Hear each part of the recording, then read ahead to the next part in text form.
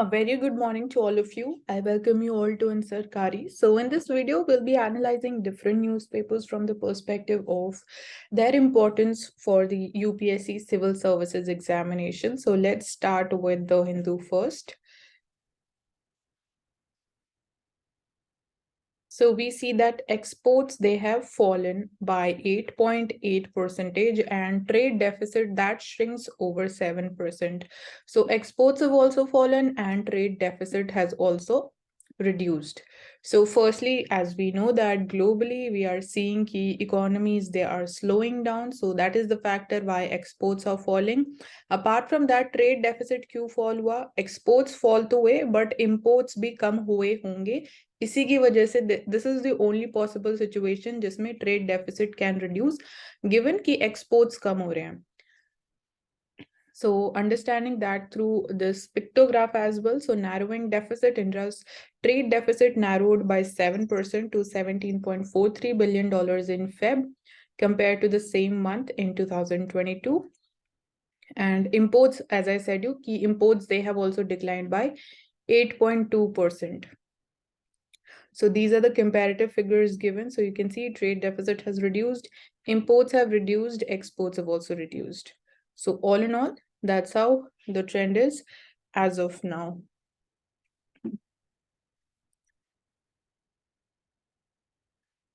So going into the governor and the state issues. So governor cannot precipitate the fall of an elected government, says the Supreme Court.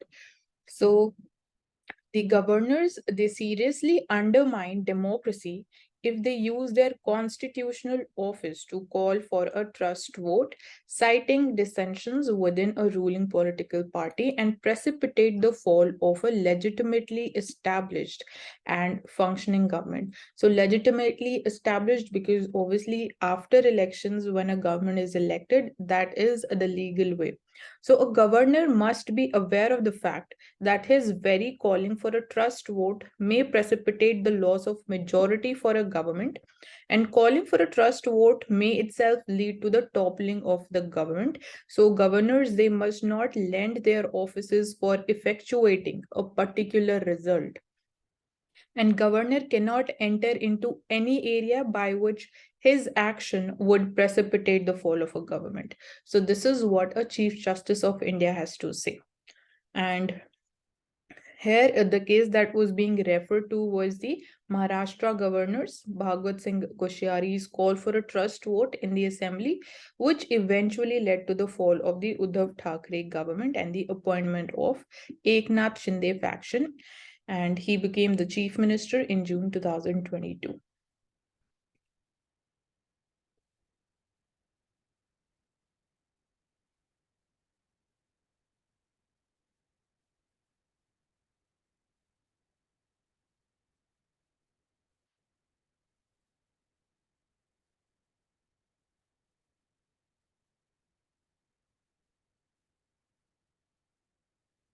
So you need to be clear with the powers of an enforcement directorate, and apart from that, even you need to be clear with the idea of CBI, what are its powers and functions.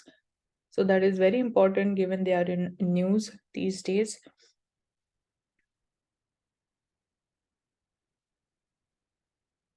So the Delhi Commission for Women, it gives some suggestions to Director General of Civil Aviation to tackle the unruly passengers, because we are seeing that such instances, they are increasing. So they recommended ways to strictly deal with the rising incidents of the alleged misconduct and urination on flights. So some of them includes preventing the highly intoxicated persons from boarding the aircraft, limiting the alcohol intake in the flights, installation of CCTV cameras in the aircrafts, putting offenders on a 6-month no-fly list, and ban on repeat offenders for a lifetime, and making the seating arrangement for a woman traveling alone adjacent to a female passenger. So these are some of the recommendations that have been provided by the Delhi Commission for Women, so that such instances are not repeated in future. So we are very well aware about what is the issue going on in Maharashtra, be it regarding the political party's name and the election symbol. And right now, when we started, we talked about how a governor should basically perform his duties, his obligations as per the constitutional provisions, and how he should be staying away from introducing the no confidence motion in the state assemblies, because most of the time it is seen that it eventually leads to uh, the government which is in power losing its majority.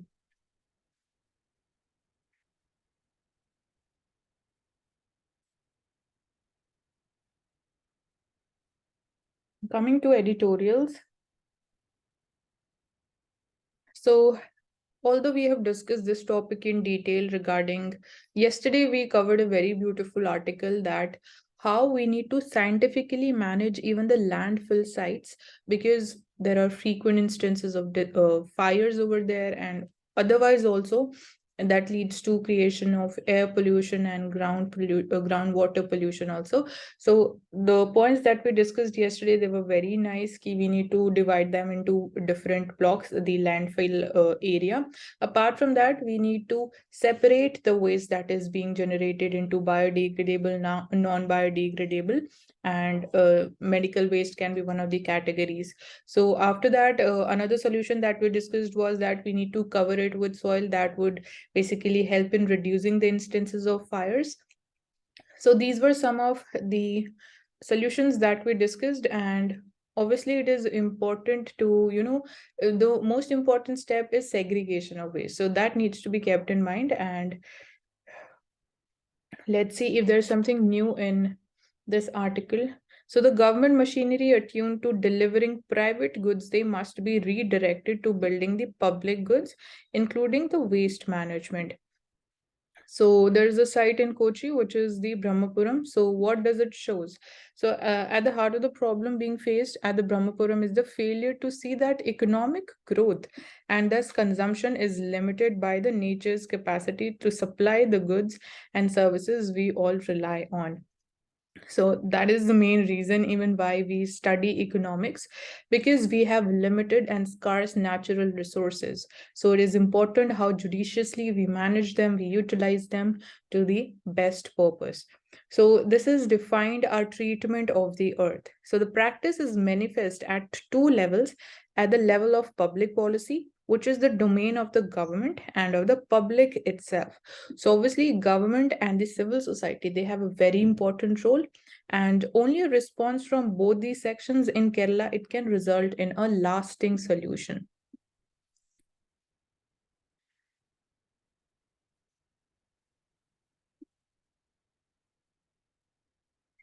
So talking about the public policy and the role of government, so the Chief Minister of Kerala spoke how public policy in Kerala had enabled an improved standard of living for the majority of the population. So this is basically incontestable, but ironically, we see that the Chief Minister of Kerala, Mr. Vijayan, was speaking at the time when Brahmapuram was smoldering. So there was a great fire in this landfill site, because of which this is in news.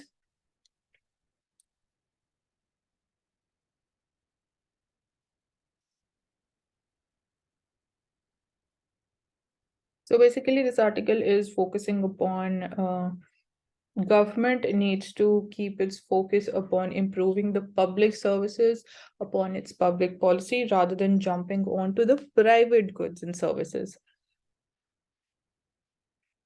So the responsibility for the scientific treatment of the garbage at the site must be fixed with the Kochi Municipal Corporation, given its proximity to the action, and garbage segregation by the households, that must become a condition in order for a person to reside in the city.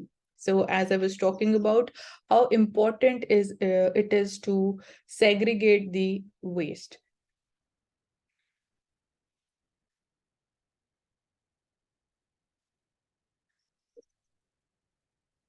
And obviously, then it comes to the adequate funding for the garbage clearance, which would have to be ensured.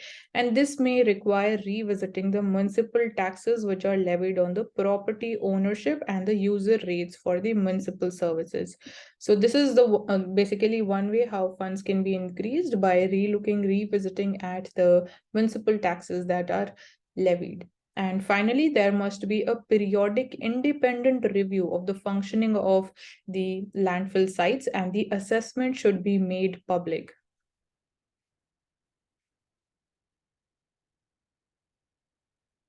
And secondly, talking about people must also have a stake. So, but leaving any part of the responsibility to the politicians or persisting with a complacent discourse on Kerala would be to evade the issue. And starting with the economist, the public commentators close to the establishment, they have propagated the idea that Kerala's development path needs to be characterized by the public provision of health and education. That is going to be the ideal way. And not only has the natural environment been kept out of the assessment, but this also gives the impression that the public, they have no responsibility for their own condition. So however, that is not the case in reality. It is very important when we talk about the civil society's participation, the citizen participation in such issues. So in this case, obviously, if the waste is segregated at the household level, so that is going to be the best way forward. So as Kerala is almost continuously inhabited, all transportation channels, be it road or rail, they are littered with refuse on either sides, and it reflects the general attitude that clearing up for me is somehow someone else's responsibility. However, it is your own responsibility. And this combined with the conspicuous consumption is what has inevitably led to the current situation in Kochi at this Brahmapuram landfill site. So it is only by consuming less and disposing of the waste in a responsible manner that we can avoid the repetition of similar disasters in future. And if we continue to act as if we are entitled to nature's indulgence, we stand to lose our home. So lessons learned recently from the Silicon Valley Bank's failures. So RBI should ensure that banks, they are protected from the global contagion and mismanagement. So it is very important कि अगर Indian economy की हम resilience की बात करते हैं, Indian economy की हम स्टेबिलिटी की बात करते हैं, स्ट्रॉन्ग मैक्रो इकोनॉमिक फंडामेंटल्स की बात करते हैं, तो RBI definitely has a very important role. And जितना भी हम बेसिकली एज वी से कि जो ग्लोबल रिस्क है उसकी वजह से बेसिकली हम उससे इतना कनेक्टेड नहीं है, तो जो ग्लोबल रिस्क होते हैं उनका इंडियन इकोनॉमी पे इतना ज्यादा इम्पैक्ट नहीं होता है. एंड सिमिलरली इस सिचुएशन में भी हम इतना ज्यादा वी कैन से कि इतना हायर अमाउंट ऑफ या डीप इम्पैक्ट इंडियन स्टार्टअप्स पे या इंडियन जो बैंकिंग हेल्थ है, बैंकिंग सेक्टर की हेल्थ है, उस पर we are not expecting because of the failure of the SVB bank. And yesterday also we discussed how Ministry of Electronics and Information Technology, they are coming forward ensuring कि जो startups foreign banks पे lending के लिए depend करते हैं, हम कुछ ऐसा चैनल क्रिएट कर सके इंडिया के अंदर ही कि उनको जो फॉरेन सोर्सेज है उन पर डिपेंड ना होना पड़े for their funding. And that is one of the ways how we can still keep the Indian economy much more resilient, strong and stable. So the case of Silicon Valley Bank's failure, that is fairly unique.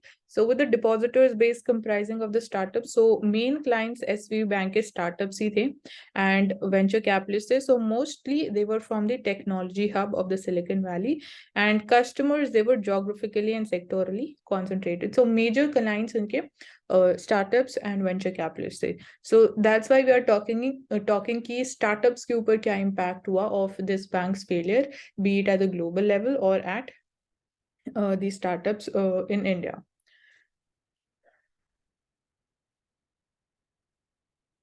So majorly अगर मैं reason की बात करूं कि जो कि मैं बहुत बार आपको बता चुकी हूँ एंड एक्सप्लेन कर चुकी हूँ कि ये पूरा बैंक फेल क्यों हुआ, क्या रीजन था.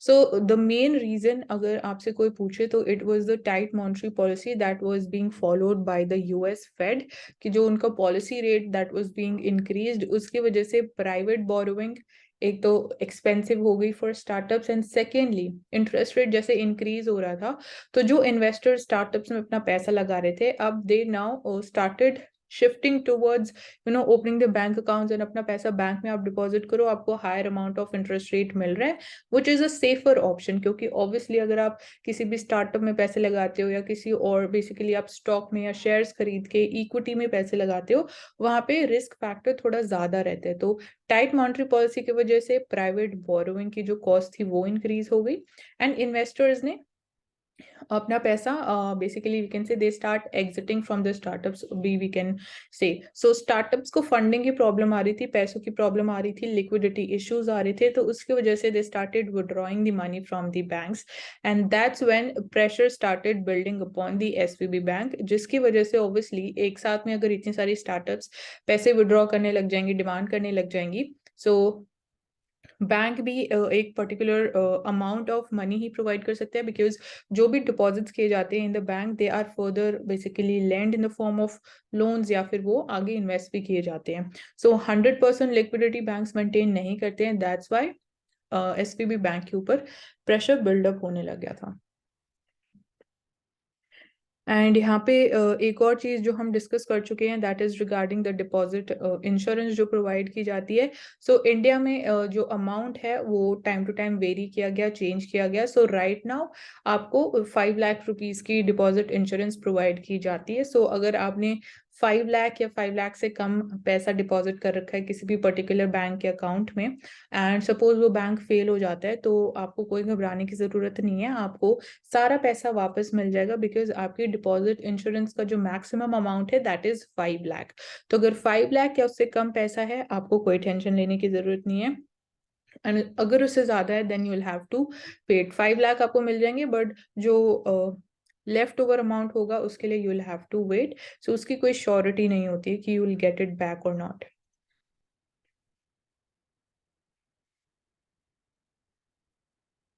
So China, India, and the promise of power of two. So the year 2023 marks a high point in India's diplomacy with its presidentship of Shanghai Cooperation Organization. So इस साल India is the president of SCO as well, and G20 we know. So the focus is also on China, which held 2 sessions recently, the annual sessions of the National People's Congress of the People's Republic of China, the National Committee of the Chinese People's Political Consultative Conference.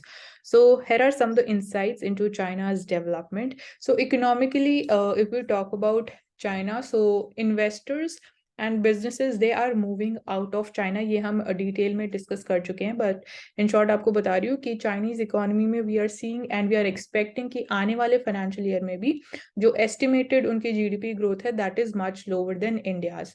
And apart from that, as I told you कि investors भी वहां से move out कर रहे हैं, because वहाँ पे जो cost of production है that is increasing. So China is advancing modernization on all the fronts, and at the same time China is also focusing upon like as we are seeing in Western countries, they are more moving towards protectionism, trade protectionism. So even China wants कि वो self reliant हो सके, so that is a major focus. So जो Chinese government के interest है या फिर economists के interest है, they are not on the same page as of the investors. So that is also one of the reasons why investors are moving out of the Chinese economy.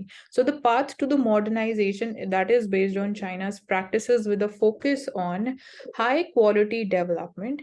So China, जब हम modernisation की बात करते हैं, obviously हर country आगे जाके modernise ही होना चाहती है, so they are focusing on high quality development जब हम चाइना में मॉडर्नाइजेशन की बात करते हैं। सो इट मीन्स कि modernisation of a huge population where there is common prosperity for all and material and cultural ethical advancement, harmony between the humanity and nature, and peaceful development.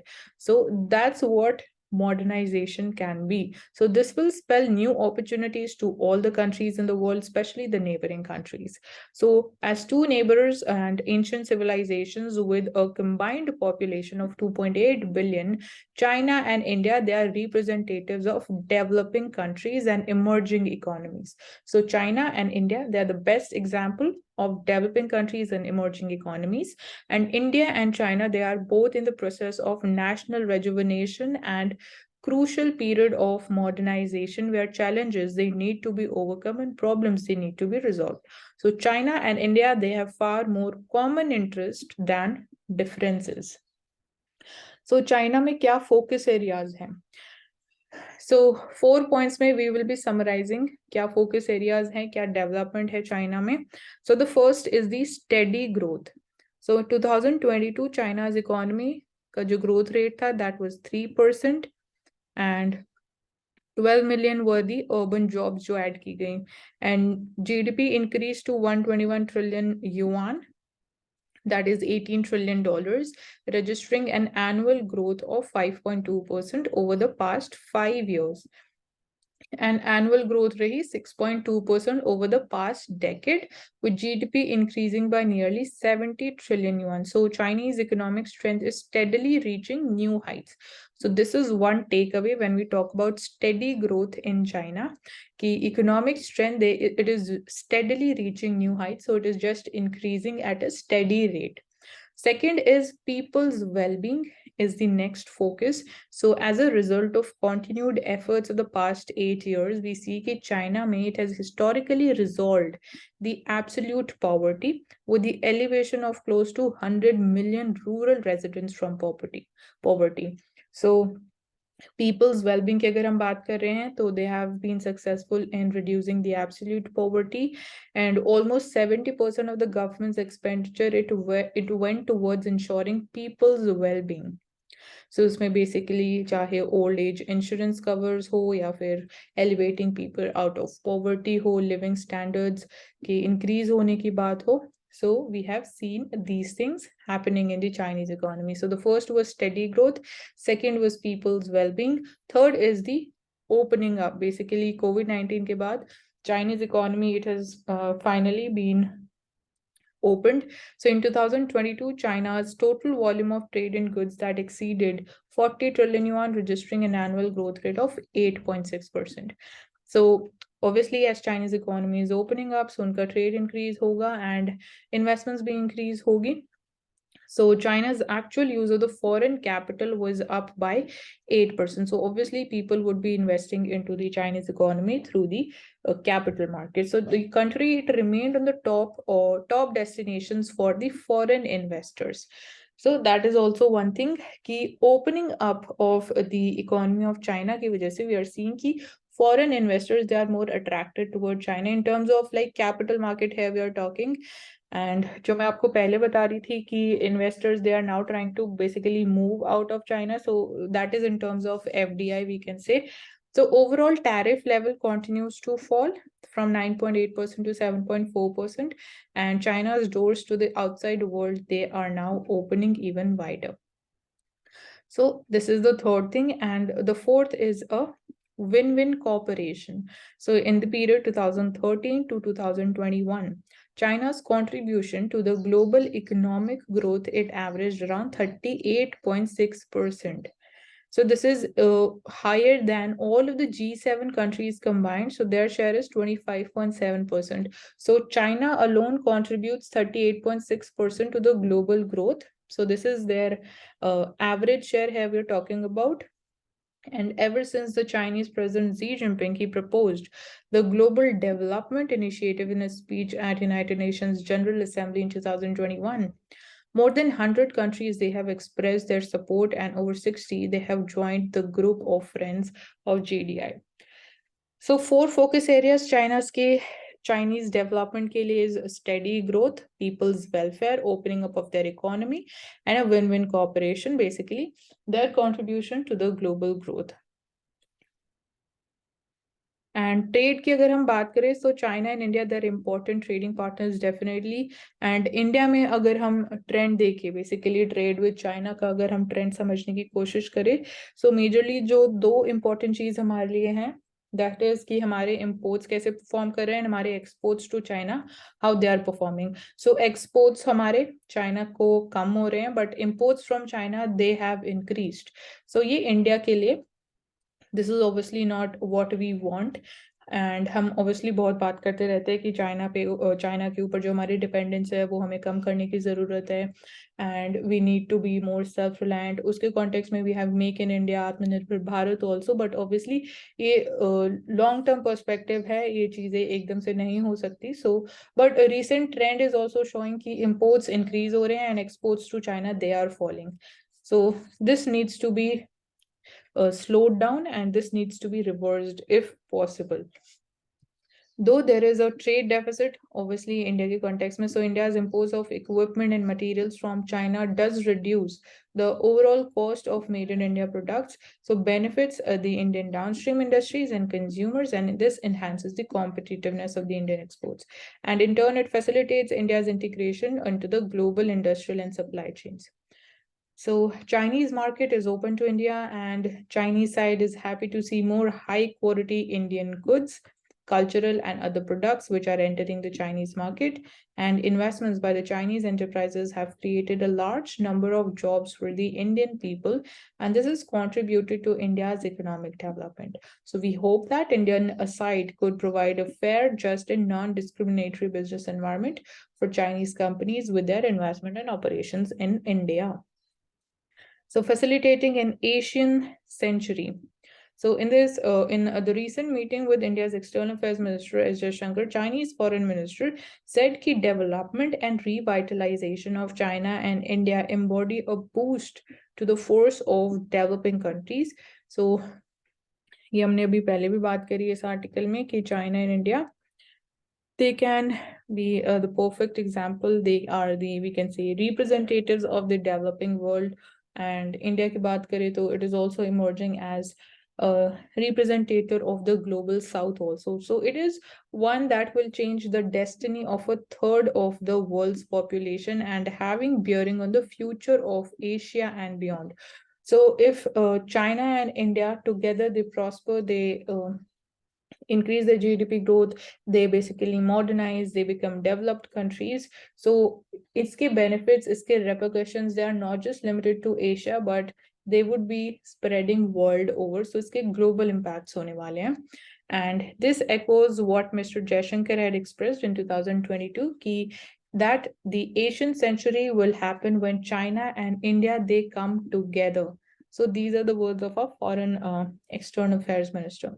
So China is willing to strengthen the communication and coordination with India, be a partner on the path to modernization, safeguard the respective legitimate rights and the common interest of developing countries, and make contributions to peace and stability in the region and beyond.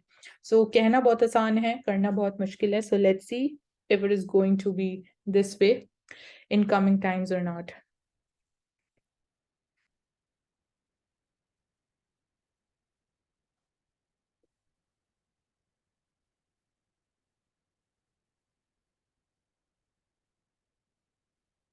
So again जब हम बात करते हैं centre और state के बीच में जो relations हैं, जो डिस्प्यूट्स हैं, so one of them is obviously the devolution of the financial resources between different state. So जो फॉर्मूला यूज किया जाता है उसके ऊपर डिस्प्यूट है, कुछ स्टेट सपोर्ट करती हैं उसको, कुछ नहीं करती हैं, उसकी वजह से वी आर सीइंग कि जो अमाउंट भी मिल रहा है which is getting divided between different states, that is also not, we can say, equal या proportional नहीं है. So कुछ states को ज़्यादा मिलता है, कुछ को कम मिलता है. So that is obviously, it causes friction between different states and also states and the center.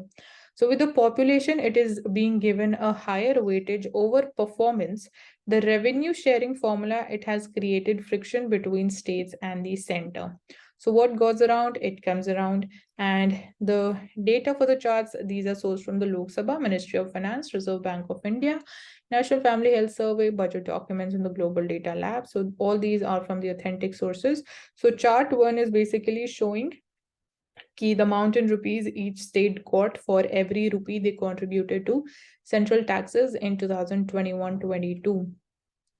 And customs and union excise duties, they have not been considered in the calculation as state-wise data is not maintained for them. So Bihar mein, you can see it is so high and you can see the difference compared to other states. So this is clearly showing that there is regional disparity when it comes to the financial devolution Then chart 2 is showing the share of select states in their shareable taxes during the past 6 finance commissions. So a share of select states in their shareable taxes. So आप देख सकते हो कि जो share है different states का, most of the states का first 3 states का हम बोल सकते हैं कि it has been declining. So declining basically for the south Indian states we can say Karnataka, Kerala, Tamil Nadu, इनका share in the shareable taxes that is falling. And क्योंकि यहाँ पे जो फॉर्मूला में हमने देखा स्टार्टिंग में कि पॉपुलेशन को ज्यादा वेटेज दिया जा रहा है, एंड वी नो कि जो साउथ इंडियन स्टेट्स है they have been successful in controlling their population. So however उसके लिए उनको basically this is an achievement, but वो उनके लिए अचीवमेंट बैकफायर कर गई in terms of getting financial resources from centre जब फाइनेंस कमीशन डिसाइड्स कि कौन सी स्टेट को कितना अमाउंट जाएगा. गुजरात में इट इज इंक्रीजिंग, गुजरात का शेयर इंक्रीज हो रहा, महाराष्ट्र के can see steadily it is increasing, Bihar में ऑलमोस्ट स्टेबल है या फिर बोल सकते हैं मार्जिनल इंक्रीज है, राजस्थान का इंक्रीज हो रहा है, यूपी का almost we can say share उसका हाई है बट उसी लेवल पे इट इज मेंटेन्ड. सो जिन स्टेट्स में पॉपुलेशन ज्यादा है उनको फायदा होगा क्योंकि फॉर्मूला पॉपुलेशन को ज्यादा वेटेज दे रहा है.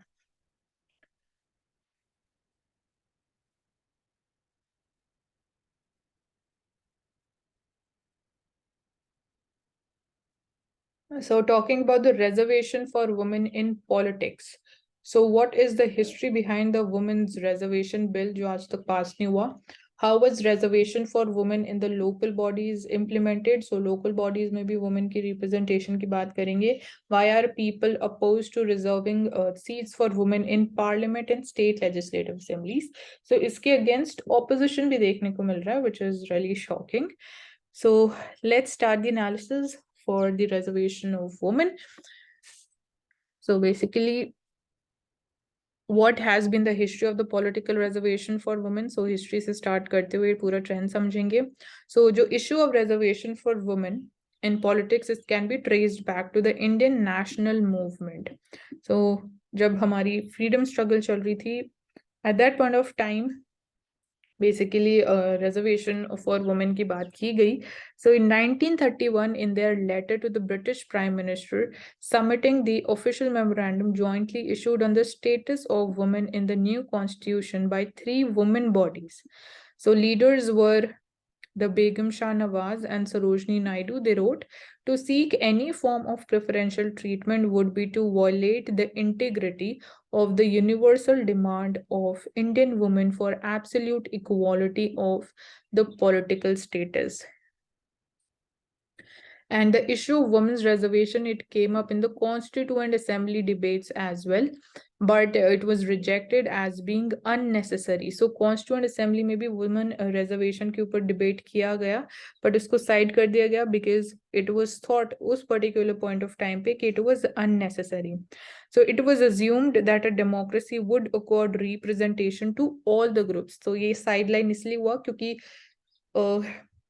जो कॉन्स्टिट्यूएंट असेंबली के मेंबर्स थे दे थॉट कि डेमोक्रेसी में इट वुड बी लाइक कि सबको इक्वल रिप्रेजेंटेशन दी जाएगी एंड कोई डिस्क्रिमिनेशन नहीं किया जाएगा, बट वैसा कुछ भी नहीं हुआ.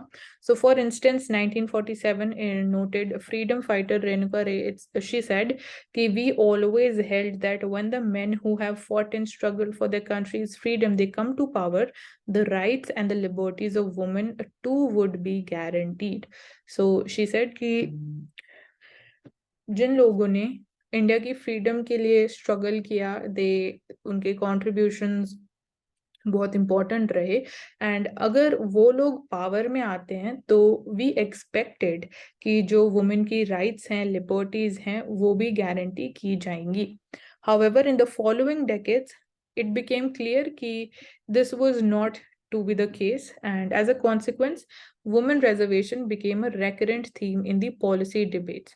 So obviously जैसा हमने expect किया था वैसा नहीं हुआ, उसी की वजह से this topic of reservation to women remained a debate in the politics. So for instance, there was a committee of the status of women in India which was set up in 1971. So it commented on the declining political representation of women in India. So in 1971 की बात हो रही है. And the National Perspective Plan for Women that recommended, which was recommended in 1988, कि reservation be provided to women right from the level of panchayat to that of the parliament. So this was one thing. And we know कि 73rd and 74th Constitutional Amendment Acts, they give constitutional status to panchayats and the urban local bodies. So these mandate ki all the state governments to reserve 1/3 of the seats for women in the Panchayati Raj institutions and 1/3 of the offices of the chairperson at all the levels of the Panchayati Raj institutions में women को representation दी जाएगी, उनके लिए reservation रहेगी, and urban local bodies में भी same would be the reservation. 1/3 would be the reservation even in the urban local bodies for women. So ये 73rd and 74th Constitutional Amendment Act mention करती हैं कि 1/3 reservation for women in seats in Panchayati Raj and even for the chairperson at all the levels of Panchayati Raj institution, and similarly in the urban local bodies. So with these seats, 1/3 they are reserved for apart from the reservation for women, these two amendments they also talked about, and they mentioned 1/3 reservation for scheduled caste, scheduled tribe, women as well. So many states such as Maharashtra, Andhra Pradesh, Bihar, Chhattisgarh, they have made legal provisions to ensure even 50% reservation for women in the local bodies. So कुछ states में basically उन्होंने reservation 50% तक दे रखी है to women in the local body. So 1/3 is around 33.33%. And talking about the women's reservation bill. So after the local bodies, the next step was to ensure reservation in the parliament. So local bodies में तो reservation मिल गई by the Constitutional Amendment Act. But जब reservation की parliament में बात करते हैं, तो अब उसके लिए we had the women's reservation bill, but obviously this has been a difficult fight so far क्योंकि women reservation bill, it proposed to reserve 33% of the seats in Lok Sabha and the state legislative assemblies for women. So state level पे भी in the state legislative assemblies and union level पे Lok Sabha in the parliament, वहाँ पे this bill said कि there would be 33% reservation for women, and it was first introduced in Lok Sabha as the 81st Amendment Bill in September 1996 by the Devagowda-led United Front government. So for the first time, 1996 में इस bill को table किया गया, and the bill failed to get the approval of the House and it was referred to Joint Parliamentary Committee, which submitted its report to Lok Sabha in 1996, but the bill lapsed with the dissolution of Lok Sabha. So Lok Sabha dissolve हो गई, so इसकी वजह से bill भी lapse हो गया. Then in 1998 again we saw when Atal Bihari Vajpayee led National Democratic Alliance, this government it reintroduced this bill in the 12th Lok Sabha, but after the law minister he introduced it and RJD MP went on to the well of the house, he grabbed the bill and tore it into bits. So 1998 में इस bill के साथ ये किया गया and the bill failed to get support and it lapsed again. Again ये bill lapse हो गया 1998 में भी. Then 2008 Manmohan Singh led United Progressive Alliance government. Again ये bill table किया गया in Rajya Sabha and it was passed with 186 to 1 vote in 2010. So Rajya Sabha में 2010 में bill pass किया गया. However, it was never taken up for consideration in Lok Sabha. So Lok Sabha में इस bill को कभी discuss ही नहीं किया गया. And again जब लोक सभा डिसॉल्व हुई तो बिल फिर से लैप्स हो गया 2008 में भी. एंड जो आने वाले इलेक्शंस थे उसमें डिफरेंट मैनिफेस्टोज में बात की गई कि वुमेन को 33% रिजर्वेशन दिया जाएगा, बट स्टिल आज तक ये बिल पास नहीं हो पाया है. You can imagine bill table किया गया for the very first time in 1996 as 81st amendment bill and आज हम 2023 में हैं, आज तक ये बिल पास नहीं हो पाया है. So what are the arguments for the bill? So bill को अपोज करने की आर्ग्यूमेंट्स क्या है? सो प्रोपोनेंट्स है एंड कुछ ओपोनेंट्स भी हैं. So proponents of the bill, they argue that affirmative action that is imperative to better the condition of women, since political parties, they are inherently patriarchal. So political parties, they are inherently patriarchal, so इसलिए it is important कि this bill gets passed. And affirmative action is very important in the form of providing reservation to women to the tune of 33% in the parliament, in the state legislative assemblies, अगर हमें women की condition को improve करना है, क्योंकि political parties तो patriarchal हैं. Secondly, despite the hopes of the leaders of the national movement, women, they are still underrepresented in the parliament. So women, they are underrepresented, so इसलिए also it is important कि women को reservation provide की जाए. So reservations, they will ensure कि women, they form a strong lobby in the parliament to fight for issues that are often ignored, and specifically जो women interest में they are very important. So this is the arguments of proponents, जो लोग support करते हैं इस bill को, जो support करते हैं the idea of providing reservation to women in the parliament. And अगर हम देखें कि women as panchayat leaders, they have shattered many social myths. They've been more accessible than men. ये हमने देखा है, अगर कोई male power में होता है as a in the panchayat, and compared to the situation कि woman, she is the leader, she is elected as the leader of the panchayat. So sarpanch अगर woman है या male है, तो we see कि women ज़्यादा accessible रही है, उन्होंने social myths को तोड़ा है, and they have controlled the stranglehold of liquor. They have invested substantially in the public goods such as drinking water, and they have also helped other women express themselves better. They have reduced corruption, they have prioritized nutrition outcomes, and they have changed the development agenda at the grassroots levels. So ये हमें देखने को मिल रहा है, क्योंकि 73rd 74th constitutional amendments में it included कि women को reservation दी जाएगी to the tune of 1/3 of the total seats. And these are the learnings, these are takeaway, and this is one of the case studies we can say कि अगर grassroots level पे this is possible, तो definitely it is possible at the state level and at the union level as well. अगर women, they get their due representation, if they basically they are not underrepresented, they are treated at par with the male MPs, and if they are also equally represented, so situation would be very, very different. Talking about arguments against the bill.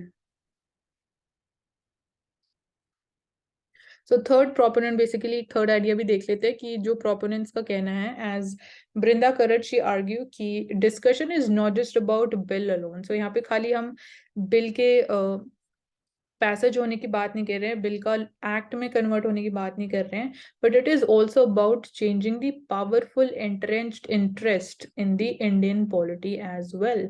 So as we said कि women, they can play a very very important role, जिससे चीजें बहुत ज्यादा different हो सकती हैं. They would be definitely in the interest of Indian development, India's national security, and our own interest. So now coming to the arguments against the women representation or women reservation bill. So talking about the argument, so we see Professor Nivedita Menon, she writes that opponents of the reservation for women, they argue कि idea runs counter to the principle of equality enshrined in the constitution. But अगर आप पहले ही equal treatment नहीं कर रहे हो between men and women, how can you say कि this idea of providing reservation to women runs counter to the principle of equality? That needs to be thought of. And they say कि women will not be competing on merit if there is reservation, which could lower their status in society. So ये opponents का मानना ये है कि अगर उनको reservation दे दी जाएगी तो वो merit पे नहीं लड़ेंगे. मतलब अगर without reservation अगर कोई woman, she is getting elected, she is getting elected as MP or MLA, सो वो एक अलग चीज है. एंड अगर रिजर्वेशन के through they are coming into power, वो एक डिफरेंट चीज है. एंड दे फील कि इसकी वजह से वुमेन का status in society would be lowered. Second argument is कि women are unlike say a caste group, which means that they are not homogeneous community as well. So therefore the same arguments they have been made for the caste based reservation cannot be made for women. So this is second argument against the bill, and third is that women's interests, they cannot be isolated from other social, economic, and political strata.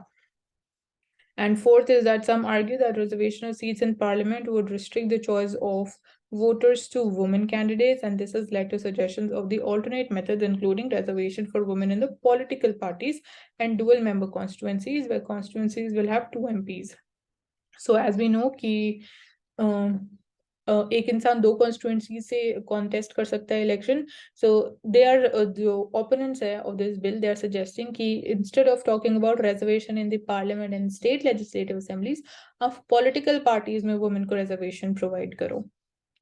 And जहाँ पे dual member constituencies है वहां पे आप women को reservation provide करो, instead of providing them reservation in parliament and state legislative assemblies.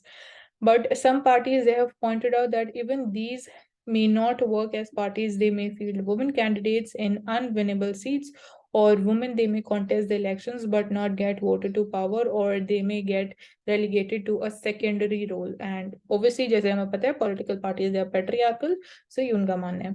And fifth is, as men, they hold primary power as well as key positions in politics. Some have even argued कि bringing women into politics could destroy the ideal family. So family तक बात जा चुकी है, and this is what the opponents have to argue against this women reservation bill.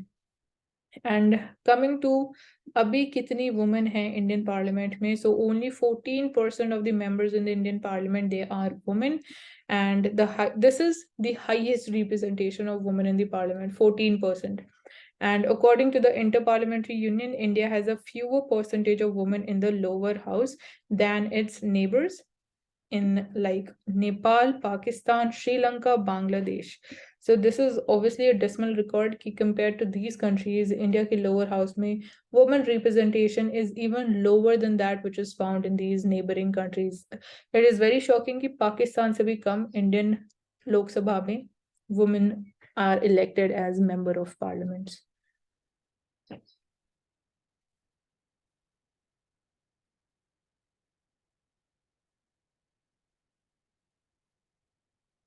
So Bar Council of India says कि foreign lawyers and firms, they can operate in India. So rules, they allow the registration of foreign lawyers and firms with the Bar Council of India, and Bar Council of India पे already question आ चुका है. So this will make India a hub for the international commercial arbitration and address the concerns about FDI flows as per the Bar Council of India. So these are some of the changes that have been proposed, that have been allowed.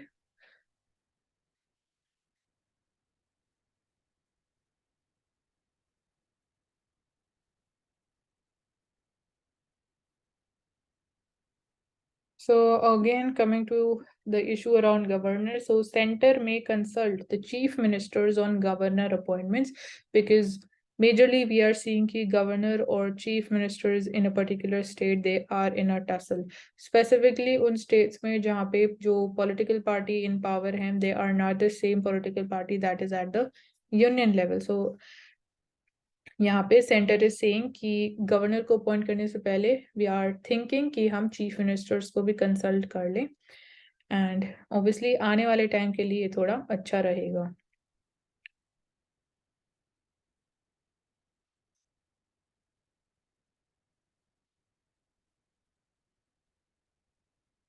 So NCBC is working just with 2 appointees.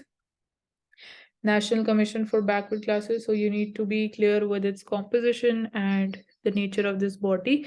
So Article 338B, it talks about the National Commission for Backward Classes. So it means it is a constitutional body. So it allows NCBC to have a chairperson, vice chair, and 3 other members. But right now, there are only 2 members which are there, and which is basically running NCBC.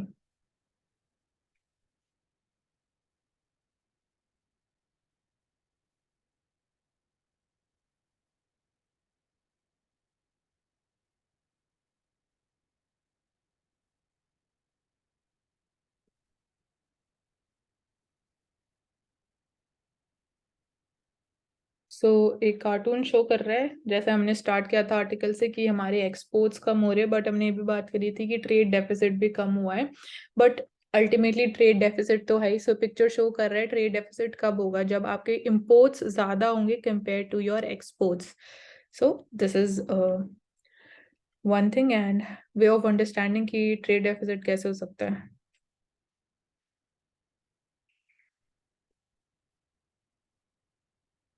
So, Parliamentary Standing Committee on Rural Development seeks the rationale behind the reduction in allocation, considering the key role the MGNREGA scheme plays for the distressed populace of the country. So they have basically asked the government कि किस rational के basis पे, किस logic के basis पे there has been a huge cutout in the funds allocated for MGNREGA scheme.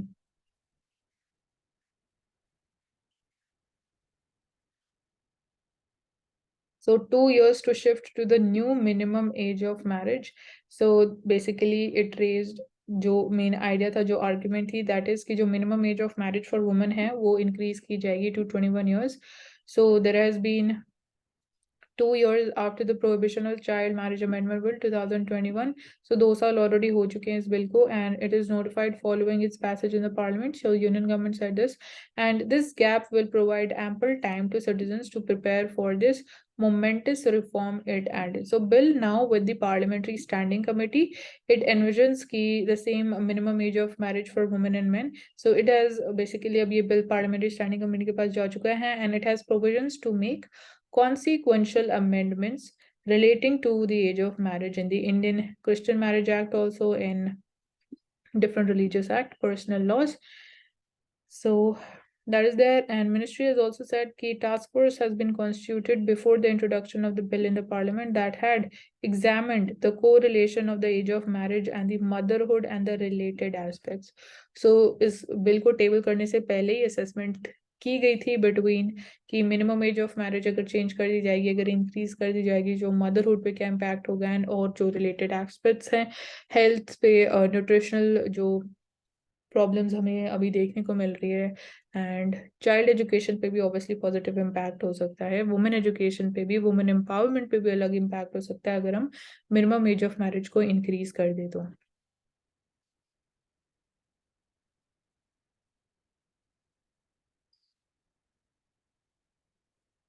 So milk and meat see the rise in production as per the Ministry of Animal Husbandry. So milk prices कुछ states में obviously they are increasing. So उसके लिए this can be one of the relief and positive news कि milk production भी increase हो रहा है. So it would be helping in reducing the milk prices.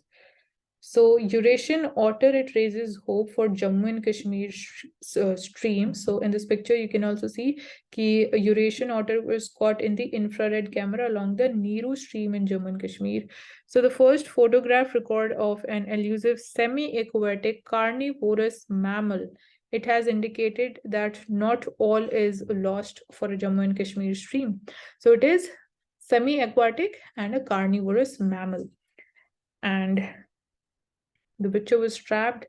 So Neeru stream is of the Chenab catchment, and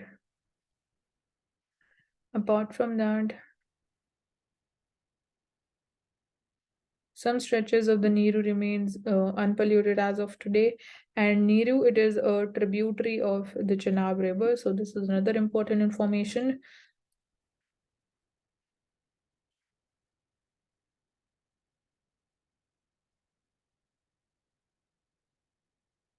We're seeing these are some narrow valleys that are virtually unsuitable for sand and gravel mining, which provides some hope for the otter's survival.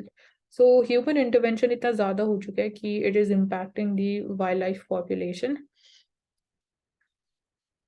And they are classified as near threatened on the IUCN Red List. So they are near threatened, and it is regarded as a flagship species and indicator of the high quality aquatic habitats. And its presence is encouraging for the health of the Neeru stream. If they are present, so it means the health of the water stream is healthy and it is in good state.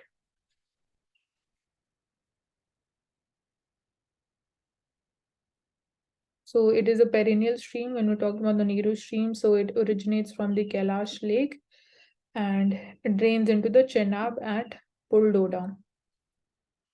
because it is a tributary of the Chenab River. Coming to the world page, so we're seeing कि Russia का oil revenue it sinks to almost half as the price cap takes effect as per the International Energy Agency. So right now we were seeing कि Russia के ऊपर इतना ज़्यादा impact नहीं हुआ है because of the sanctions, but now we are seeing कि जो Russia का oil revenue था वो almost आधा हो चुका है because of the sanctions, because of the price cap जो Russian oil के ऊपर impose की गई है, and price cap is of $60 per barrel.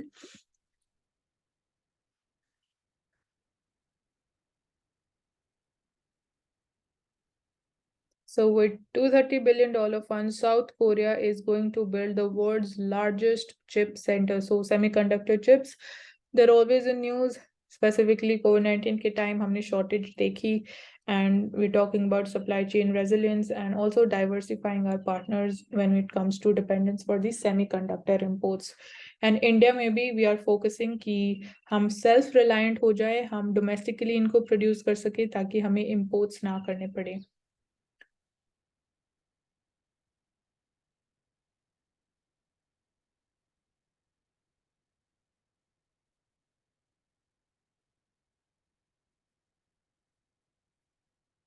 So Saudi Arabia, it can start investing in Iran very quickly. So इस topic को भी हम डिटेल में ले चुके हैं कि सऊदी अरेबिया एंड ईरान के बीच में relations they have again been normalized. That was brokered by China. So China का वेस्टर्न एशिया में क्या रोल है, क्या चाइना सोचता है फॉर वेस्ट एशिया, कैसे चाइना का रोल इंक्रीज हो रहा है. We are seeing कि USA is moving out of Western Asia. वो उस रीजन के लिए basically that is no more a priority for USA. That's how things are changing, and this we have already discussed in very detail. So आप या तो कल की आप एक दिन पहले की वीडियो देख सकते हो, उसमें you will get the analysis for this thing. Finally, coming to the business page. So trade policy may be revised after 8 years from 1st of April. So the Commerce Secretary says that the foreign trade policy, it focuses on realizing $1 trillion of goods and services exports. And ministry has, in concert with other ministries, reviewed the list of the essential, the non-essential items to help cut the imports. So focus is that we achieve this target of $1 trillion of goods and services exports, and साथ ही साथ हम अपने imports को कम कर सकें. So the much delayed reboot of the India's foreign trade policy, which has been unchanged since 2015. So अभी तक 2015 वाली policy चल रही थी, and revision basically delayed tha because of COVID-19. And Commerce Ministry, it has planned to announce a new trade policy last September, but instead it has extended the foreign trade policy को extend कर दिया गया by 6 more months till 31st March. So 31st March tak we'll be having the foreign trade policy 2015 to 20. So during these 6 months, we have looked at various aspects of that policy and undertaken a visioning exercise, keeping our aspirations. So $1 trillion of merchandise exports, merchandise and services exports. So we're expecting that it would be released by the end of this month. And let's see what all would be included in the new trade policy. So states, they have been identified for the PM's textile scheme, and they'll be named very soon.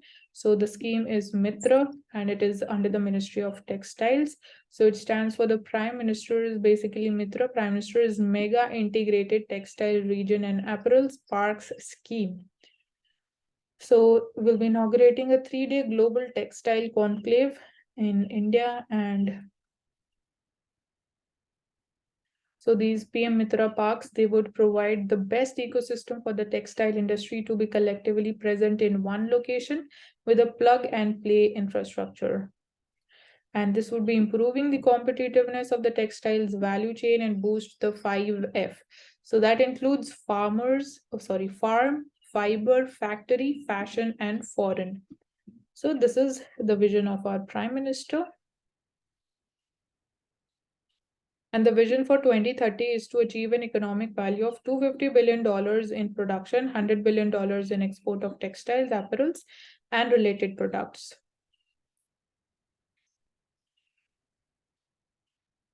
So European banks, maybe are seeing their stocks, they have skid on credit use.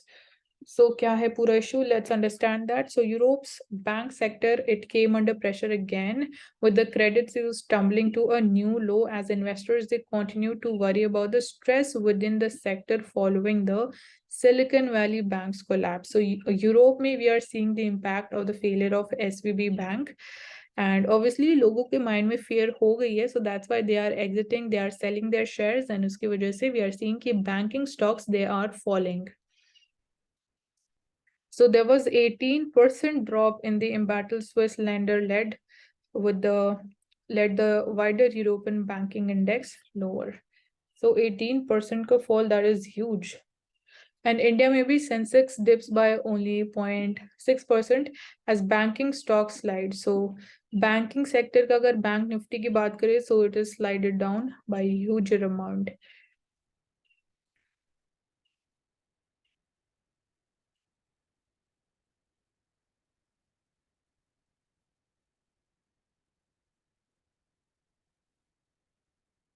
So coming to Mint, we'll be understanding ki why lithium find in India is significant.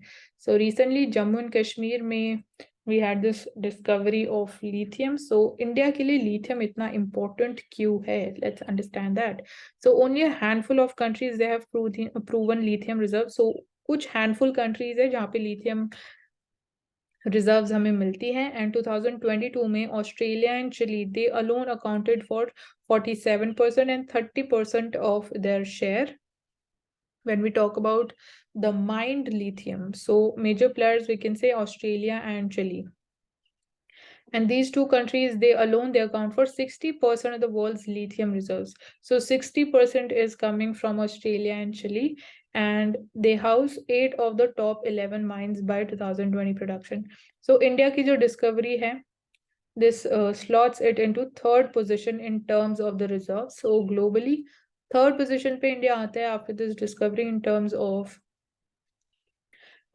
basically the slots that is there for lithium reserves, and India's discovery is in its early stage. Obviously this is early stage, so isko we call inferred resources. We infer कि यहाँ पे हमें lithium मिल सकता है. So अभी we need to assess कि कितना है, कितना we can कितना is economically feasible, कितना हम so economically viably we can mine it out, and then we can come to the real thing कि इंडिया के लिए कितना इम्पोर्टेंट होने वाला है. And it needs more studies.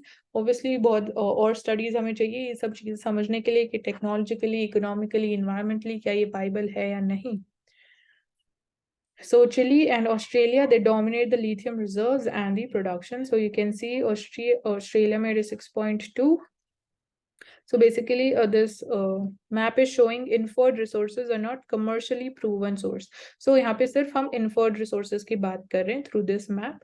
And we can see कि inferred maybe highest is in Chile, followed by Australia. Then we have India at 5. After that, we have Argentina at 2.7. Then we have US. Sorry, then we have China, followed by US. So that's how these are the inferred resources जिनके बारे में अभी हमें और जानने की जरूरत है. And यहाँ पे in this table you can see it is talking about the share of the world production in 2020. So Australia में there are 9 mines, Chile में there are 2, and combined share of Australia and Chile is 60%. So why this discovery is important, let's understand that. So firstly, lithium demand, we are expecting that it is going to triple by 2030, majorly because of electric vehicles. जो batteries है, उसमें lithium would be used, and that's why it is important. Apart from that, obviously it would be important कि हम imports पे इतना ज़्यादा depend ना करें, and if we are able to prove कि जो अभी recent discovery है that is viable for us, so वो हमें majorly help कर सकता है in driving the electric vehicles industry. And India की lithium imports की बात करें तो they have doubled in the last 2 years. So last 2 सालों में they have doubled. You can see how sharply that has increased.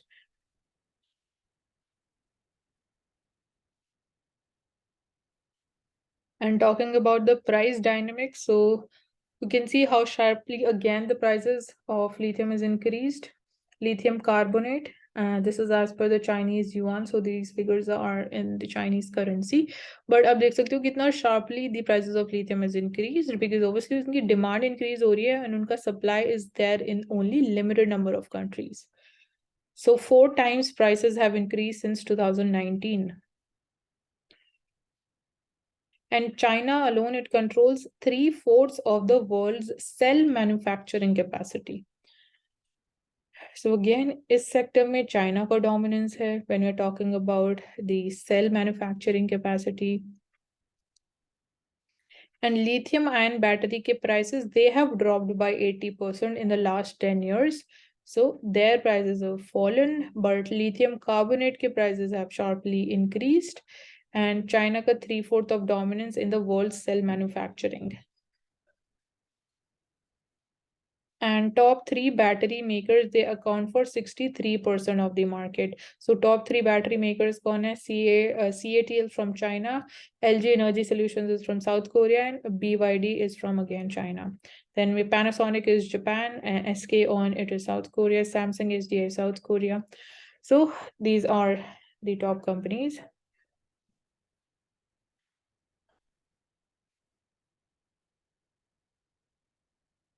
Coming to Financial Express,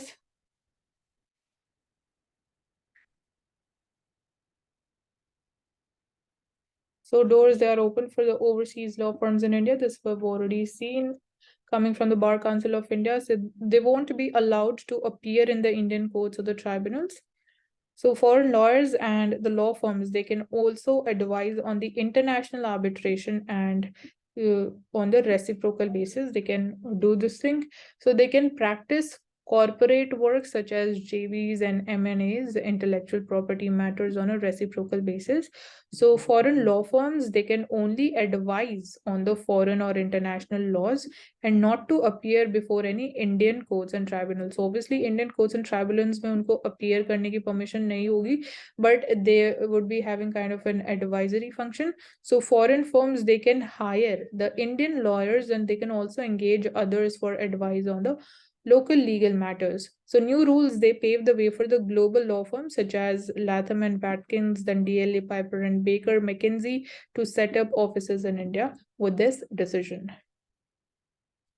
So credit scissor की वजह से we are seeing कि European banks, how they have slided down, and shares, they have slided down by 31% as the key backer rules out support. So major impact in Europe that we are seeing because of the failure of SVB Bank. So a Credit Suisse failure would be like a Lehman Brothers moment. So it may be too big to fail, but also could be too big to be saved. So दोनों चीजें at the same time. So risk is increasing, we can say, and fear at the same time is also increasing in the minds of investors, and we are seeing it in the form of crashing share prices and people only selling their stocks.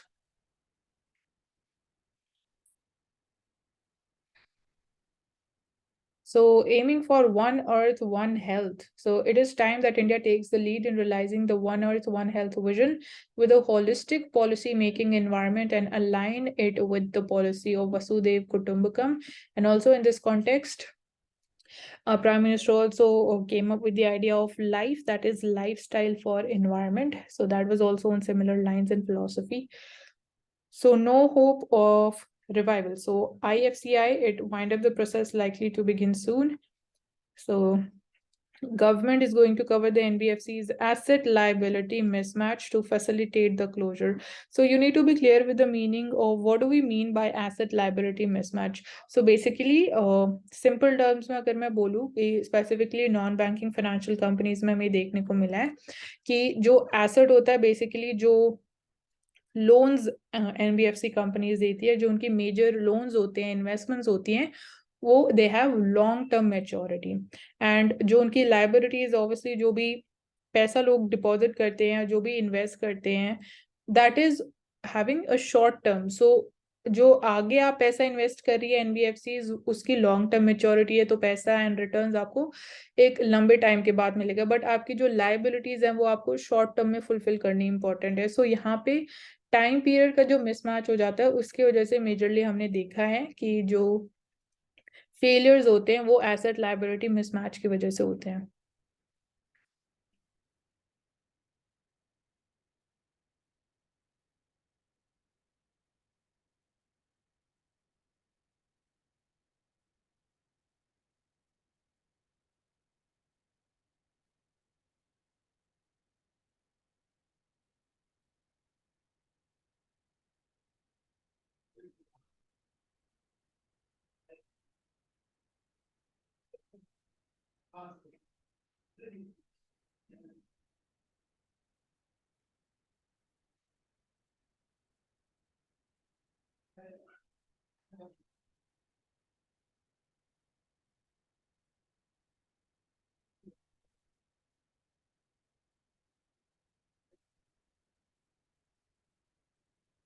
Lastly, coming to Indian Express, let's see what are the important things here for to be discussed.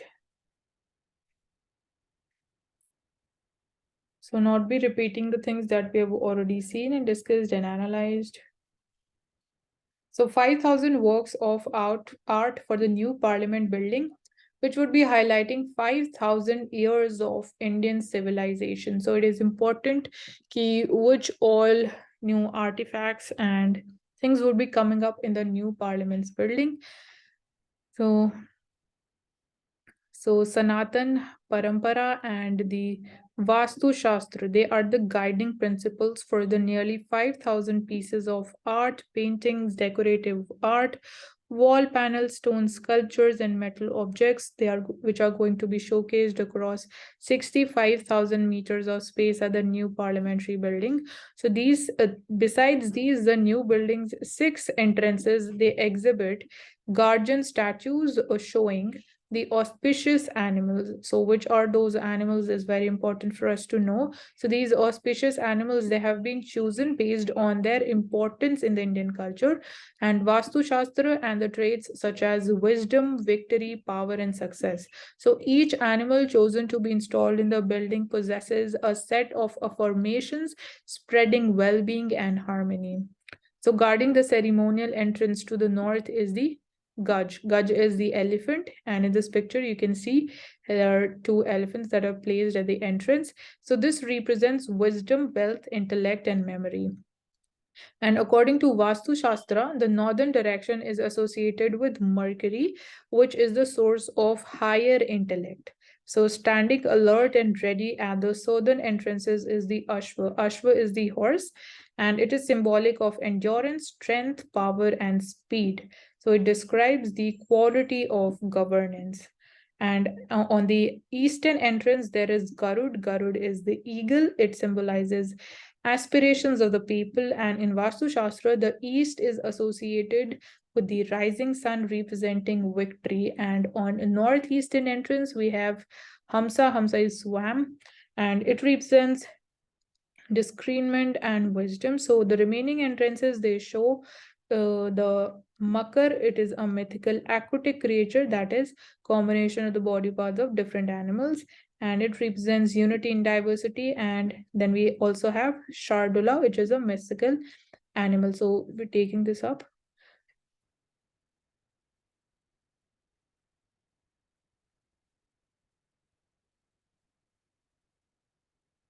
So we were talking about Shardula. It is said to be the most powerful of all living beings. So it symbolizes the power of people of the country. And the new building, it will be soon inaugurated, and it will also have 6 granite statues devoted to personalities who were involved in the freedom struggle, making of the constitution, and 4 galleries, each of the 2 houses, and 3 ceremonial foyers, as many Indian galleries, and 1 constitutional gallery also would be there. So all these details are very important.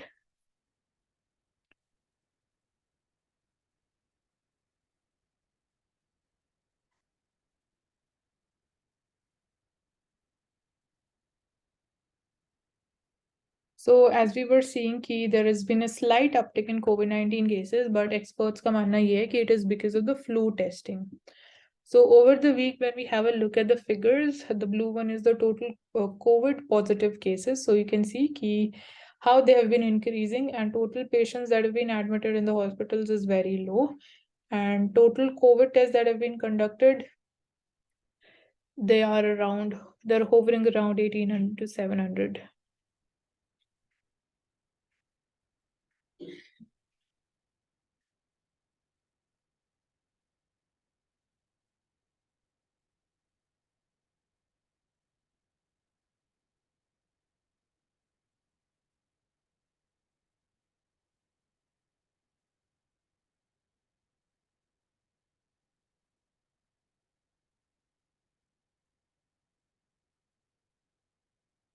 So directly coming up to the editorials.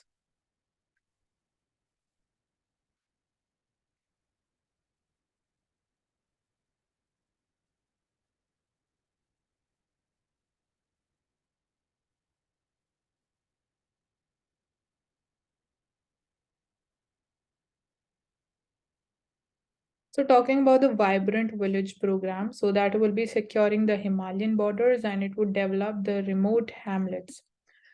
So people living in these remotely located villages, they've always acted as an important source to report the Chinese army's suspicious activities along our borders.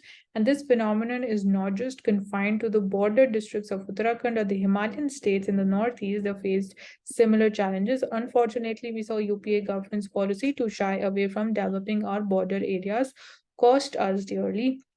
So right now, as we are focusing much upon developing the border villages, we're also focusing upon promoting tourism there. And in the context of tourism, we're also talking about the rural tourism, which is a new thing that is being focused upon in case of tourism. And we're seeing that under the Prime Minister's leadership, our border areas, they are undergoing a social and economic transformation. So this will not only make our borders safe and secure, it will also bring the remote and the border villages into the national mainstream and make them more vibrant, developed, and self-sufficient.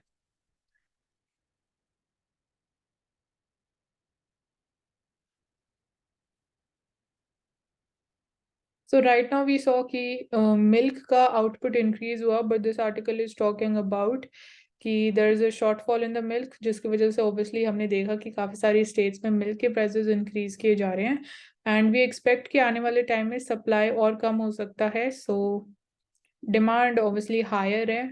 So this is basically pointing कि imports को अब हम ignore नहीं कर सकते, so that is the only way out कि हम milk को import करें and prices को increase होने से रोक सकें. So with the maximum temperatures not really surging enough to cause yield losses in wheat, concerns over the cereal inflation, they are slowly abating. So अभी के लिए it is a situation कि we are expecting कि ज़्यादा maximum temperature और increase नहीं हो रहा है, so cereal inflation पे आने वाले time पे और ज़्यादा impact नहीं होगा, so वो concerns थोड़ी कम होती हुई, but at the same time we are seeing कि milk में जो output है that is declining further, आगे वो जो output और जो supply होगा वो और कम हो सकता है, उसकी वजह से अब this is the new concern.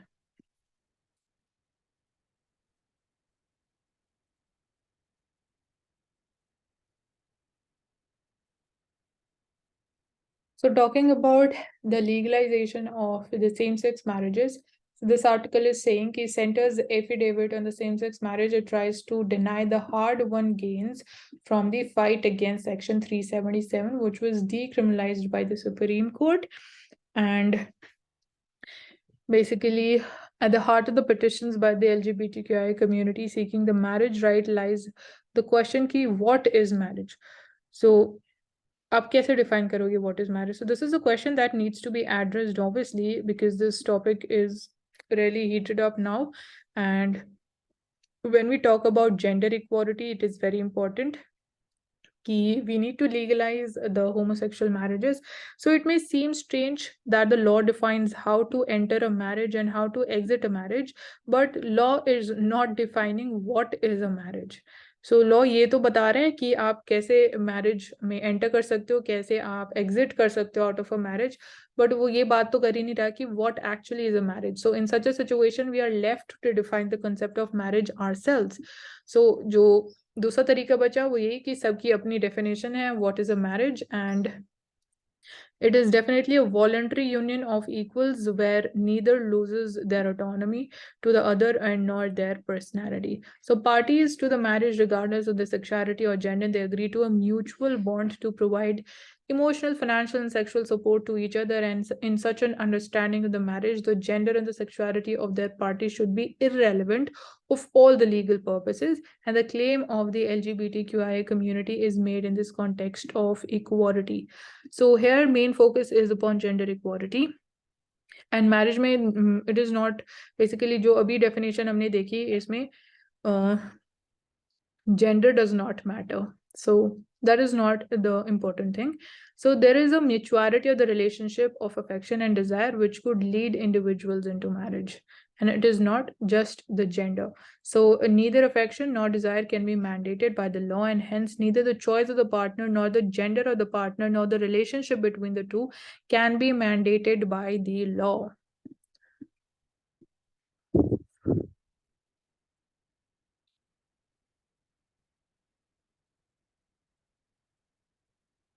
And India has no law for the equitable distribution of property, nor does it recognize the prenuptial agreements and leaving the parties to be bound by the law of the religion into which they were born. So one might also say that it is a disability that arises at birth. So it is for this reason that personal law needs a complete relook if equality is to be achieved. So it is also time कि we relook at the personal laws, they are reassessed, they're revised back, and public policy changes with the times, and the non-recognition of the prenuptial agreements belongs to an era before the concept of the divorce was introduced in the statutory law.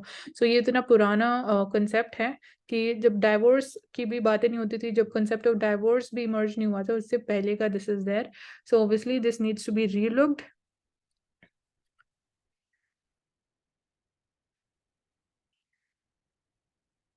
And this issue must be seen as a step towards achieving true equality before the law and equal protection of the law. So at the very last, this recognition will allow us to create unions of our own choice. And the state is duty bound to respect, protect, and fulfill these rights by preventing the offenses and violence from being committed on vulnerable population.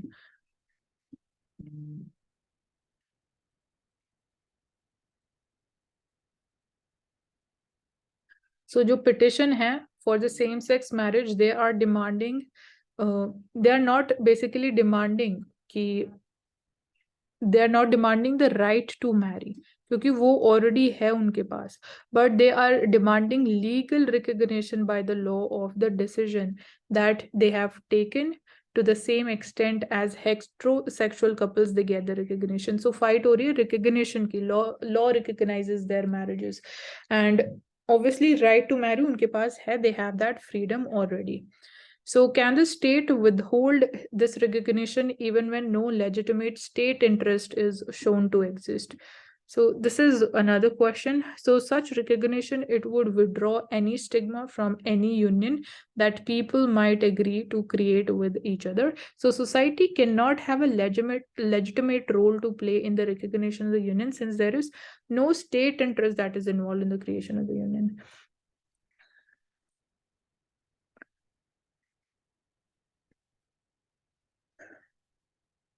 So to withhold the recognition in the first place would be to deny the same-sex partners the hard-earned legacy of the Navteej Johar case, where basically the homosexuality basically that was decriminalized, and if nothing else, the judgment recognized that the sex between two persons of the same gender was not against the order of nature.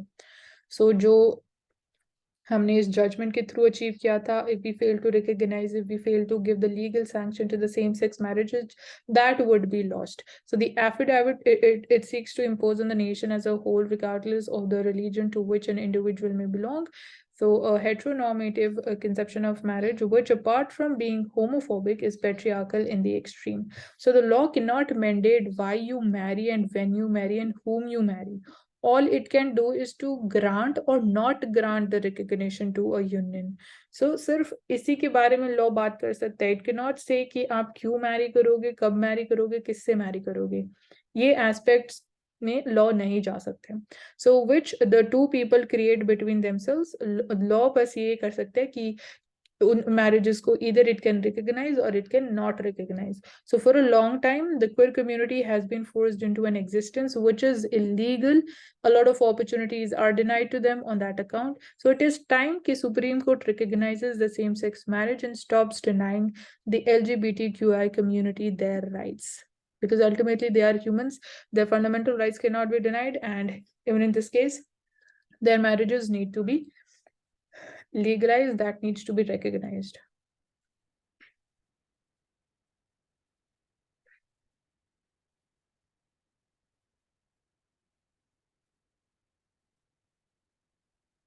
So definitely failure of SBB bank has raised the questions about the safety of the deposit. जो पैसा हम deposit करते हैं banks में, उनकी safety से related questions obviously raise होंगी investors के mind में and depositors के mind में. So such failures, they are unlikely in Indian system. And RBI ने भी कुछ बैंक्स को क्लासिफाई किया है as too big to fail, कि वो इतने बड़े हैं, इतना बड़ा उनका नेटवर्क है, and they are so deeper into the Indian economy कि they can not fail ever. And कुछ बैंक्स हैं, SBI, ICICI bank, HDFC bank, and these are the domestically systematically important banks. So these banks, they have to earmark additional capitals and provisions to safeguard the operations. So these are some of the banks, and आपको नाम भी पता होने चाहिए. So क्या confidence है हमारा that basically we से कि Indian economy and Indian banks and Indian banking system is resilient. So a reason why SVB like failure that is unlikely in India is that domestic banks, they have a different balance sheet structure. So in India, we do not have a system where deposits are withdrawn in such bulk quantities. So India में अगर आप deposits कर रहे हो, basically a structure he different है India में when we are talking about the balance sheet. So you cannot withdraw large amounts of deposits at the same time, at one time. So this is one thing कि Indian banking sector, it is resilience. हमारा way of functioning is different, we can say.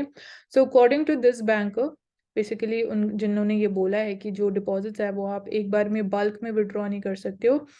Household savings, they constitute a major part of the bank deposits in India. So this is different from US, जहाँ पे large portion of bank deposits are from the corporates. So एक ये major difference हो गया कि जो Indian banks में deposits की जाती है वो household savings है, maximum part household savings है, but USA में it is from the corporates जो ज़्यादा amount of bank deposits constitute करते हैं. So उनका proportion ज़्यादा है USA में. So that is also one of the reasons SVB bank fail हुआ कि सबने जो स्टार्टअप्स थी उन्होंने एक टाइम पे पैसा विड्रॉ करना स्टार्ट कर दिया, बिकॉज जो दो चैलेंजेस थे वो उनको ओवरकम नहीं कर पा रहे थे, and that I have already told you. So in banking confidence definitely it is important. So you need any capital, you don't need any capital if the trust is 100%, and no amount of capital will save you if the trust is lost. And regulation की बात करें India में, so in India the approach of the regulator has generally been that depositors' money should be protected at any cost. And the best example is the rescue of the Yes Bank, where a lot of liquidity support was provided.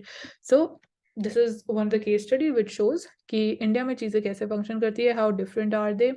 And अगर कोई bank ऐसी situation पे पहुंच भी जाता है तो जो हमारा मेन फोकस है of the regulator, that is RBI, that is protecting the deposits जो भी बैंक में की जाती है एट एनी कॉस्ट. सो अगर कोई ऐसा बैंक, ऐसी सिचुएशन इंडिया में राइज भी होती है तो it is the government of India जो it comes to the support and rescue of that particular bank, and Yes Bank is a perfect example for that. So SVB bank के failure से definitely कुछ nervousness definitely हुई stock market में, जहाँ पे हमने देखा कि banking shares they are taking a hit and they are falling, so investors they are also losing money in the process. And Europe में आज हमने देखा ही है कि how things are there in Europe. So which banks are classified as domestically systematically important banks, ये हम देख चुके हैं। सो उनमें बेसिकली जो एडिशनल कंडीशंस होती है, additional common equity tyre 1 requirement for these DSIBs, they are phased in from April 2016 and they became fully effective from 2019. So additional set 1 requirement was in addition to the capital conservation buffer जो हर एक bank को maintain करना पड़ता है. So it means that these banks, they have to earmark additional capital and provisions to safeguard their operations. So जो domestic systematically important banks होते हैं उनको कुछ additional capital and provisions maintain करना होता है because they are too big to fail. And apart from that,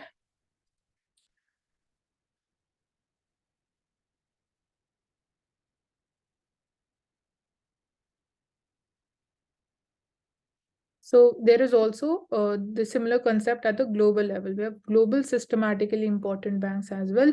So उसमें कुछ एग्जांपल्स अगर देखें तो that includes JP Morgan, Citi bank, HSBC. So HSBC की अभी हमने न्यूज़ भी देखी थी कि it is on talks to buy the SVB bank. Then we have Bank of America, Bank of China, BNP Paribas, then District Bank, I don't know the correct pronunciation. Then we have Goldman Sachs. So no Indian bank is on the list of when you talk about the global systematically important banks. So RBI select कैसे करता है these domestic systematically important banks? So it follows two-step process. First, we sample of banks is to be assessed for their systematic importance. So that is decided.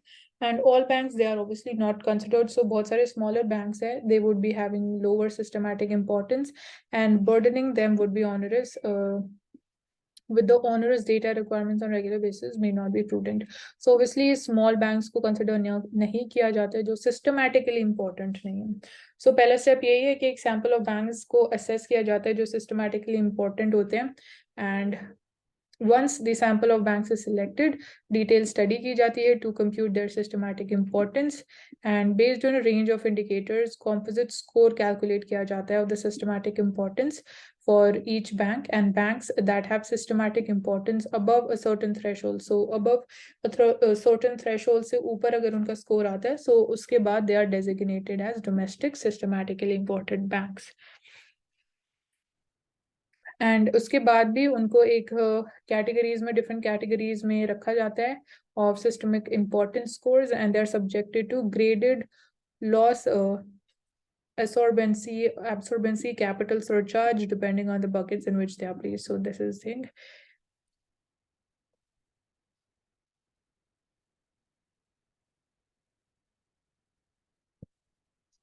So why it is important to take these precautions? So agar there is a failure of a large bank anywhere, it can have a contagion effect around the world, and this is what we are seeing in the current case also. So the impairment or the failure of a bank, it will likely cause greater damage to the domestic real economy if its activities, it constitutes a significantly large share of domestic banking activities. So impairment or failure of a large bank is also likely to damage confidence in the banking system as a whole. Obviously अगर कोई bank fail होता है तो जो हमारा confidence है, जो हमारा ट्रस्ट है in banking system, that is also damaged and hurt. So as a measure of systemic importance, size is definitely very important, and that is the thing. And the failure of one bank, it could potentially increase the probability of impairment or failure of other banks also if there is a high degree of interconnectedness between the banks. So this chain effect, it operates on both the sides of the balance sheet. There may be interconnections on the funding sides as well as the asset sides. So अगर banks में there is higher amount of interconnectedness and उनमें से अगर एक bank भी fail हो जाता है तो पूरी चेन पे नेगेटिव इम्पैक्ट पड़ता है, and there is a possibility कि बाकी सारे बैंक्स भी फेल हो सकते हैं. So that's why it is important to have regulation for such banks and to create this category of systematically important banks. So जितनी ज़्यादा लिंकेज होगी उतना ज़्यादा रिस्क होगा ऑफ सिस्टमिक रिस्क होगा of getting the getting it magnified अगर ऐसा कोई bank failure होता है तो. So the greater the role of banks as a service provider in underlying market infrastructure like payment services, larger is the disruption it is likely to cause in terms of availability and range of services and infrastructure liquidity in case of a failure. So also the cost for the customers of a failed bank for the same service at another bank would be much higher if the failed bank had a greater market share in providing that particular service. So India में जैसे हमें पता है कि maximum proportion of deposits are from the household savings. So obviously household savings and banks अगर fail होते हैं तो you can imagine क्या impact हो सकता है इंडियन इकोनॉमी में.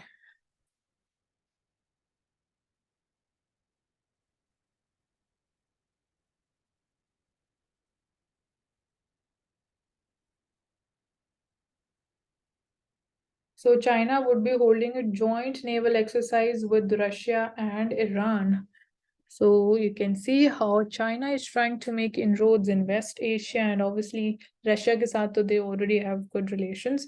So the three countries they held similar drills last year in 2000 and also in 2019. So this was underscoring China's growing military and political links. Despite this thing, the Iran and Russia they held joint military drills with China.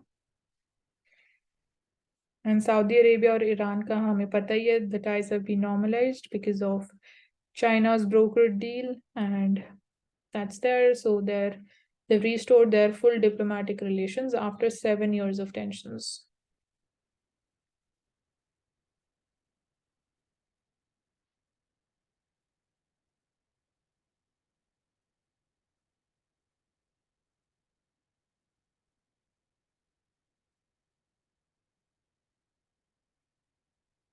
So Gift City is there in Gujarat.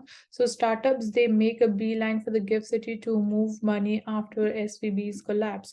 So multiple Indian firms, they have opened accounts to deposit their funds, and having an account in a Gift City branch will make it easier for the startups. So Indian banks, they which are having branches in the Gift City, they can open accounts of the holding company based out of the US or anywhere else, and the money can be transferred also. So Gift City basically is there. So there is total of 13 domestic banks. They have their IFSC banking unit in the Gift City.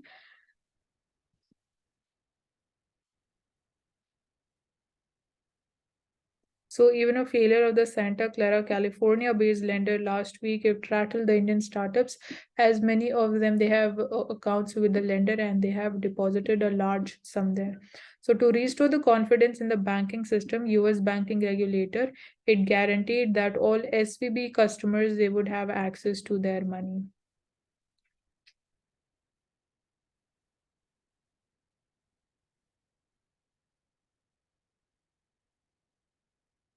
India overtakes China for the second year in unicorns. So unicorns, we know the startups with a valuation of $1 billion or more are categorized and termed as unicorns. So China has created 11 such startups and new unicorns. So in 2021, there were 44. In 2022, there were 23. So 9 unicorns from cities outside the top 3 metros are there.